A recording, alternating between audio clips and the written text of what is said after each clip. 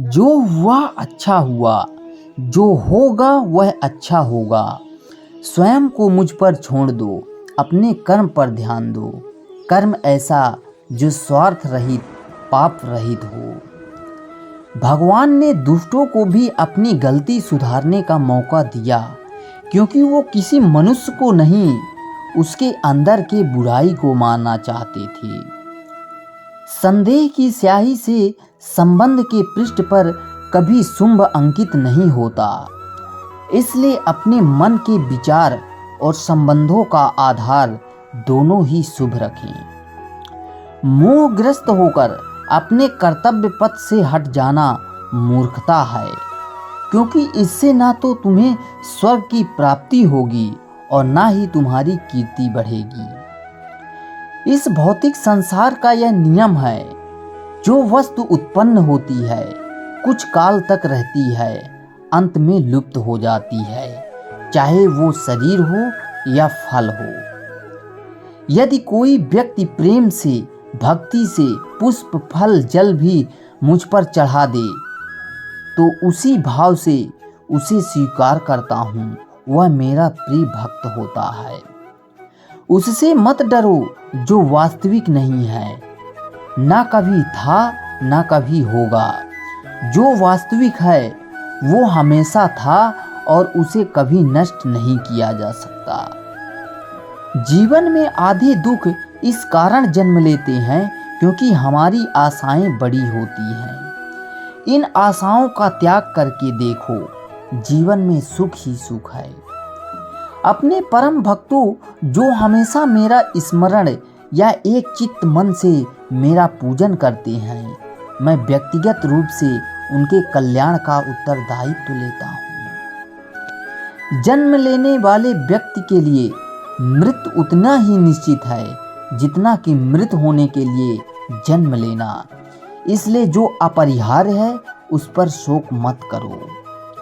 श्री कृष्ण ने कहा है, अगर तुम्हें किसी ने दुखी किया है तो बुरा मत मानना। लोग उसी पेड़ पर पत्थर मारते हैं जिस पेड़ पर ज्यादा मीठे फल होते हैं।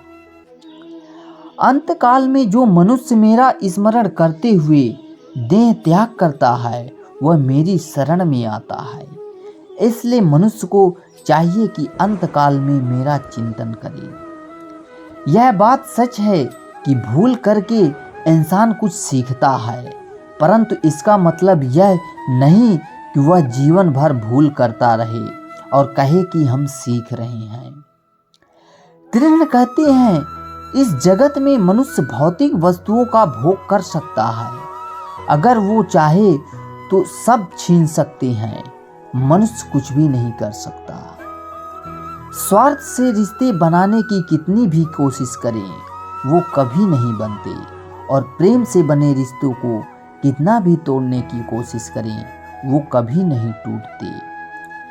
क्रोध से भ्रम पैदा होता है, भ्रम से बुद्धि व्यग्र होती है। जब बुद्धि व्यग्र होती है तब तर्क नष्ट होता है। जब तर्क नष्ट होता है तब व्यक्ति का पतन हो जाता है। आत्मा ना तो जन्म लेती है, ना कभी मरती है, और ना ही इसे कभी जलाया जा सकता है, ना ही पानी से गीला किया जा सकता है। आत्मा अमर और अविनाशी है।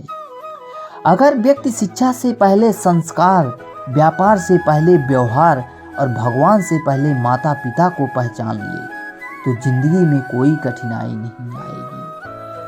विषयों का चिंतन करने से विषयों की आसक्ति होती है, आसक्ति से इच्छा उत्पन्न होती है, और इच्छा से क्रोध होता है, क्रोध से सम्मोहन और अविवेक उत्पन्न होता है। कृष्ण कहते हैं, जैसे प्राणी अपने पुराने कपड़ों को उतार कर फेंक देता है, नए को धारण करता है, ठीक उसी प्रकार यह आत्मा पुराने शरीर से त्याग करके नया शरीर प्राप्त करती है। तुम उसके लिए शोक करते हो जो शोक करने के योग्य नहीं है, और फिर भी ज्ञान की बातें करते हो। बुद्धिमान व्यक्ति ना जीवित और ना ही मृत व्यक्ति के लिए शोक करते हैं।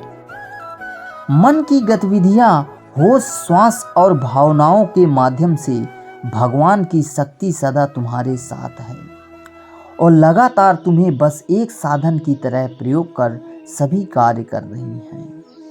हर किसी के अंदर अपनी ताकत और अपनी कमजोरी होती है।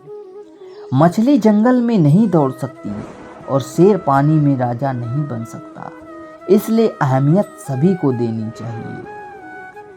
धर्म युद्ध में कोई भी व्यक्ति निष्पक्ष नहीं रह सकता। धर्म युद्ध में जो व्यक्ति धर्म का साथ नहीं खड़ा है, इसका मतलब है वह अधर्म का साथ दे रहा है, वह अधर्म के साथ खड़ा है। अगर कोई मनुष्य हमारे साथ बुरा कर रहा है तो उसे करने दो, यह उसका कर्म है और समय उसके कर्म का फल जरूर देगा। लेकिन हमें कभी भी किसी के साथ बुरा नहीं करना चाहिए, क्योंकि यही हमारा धर्म है।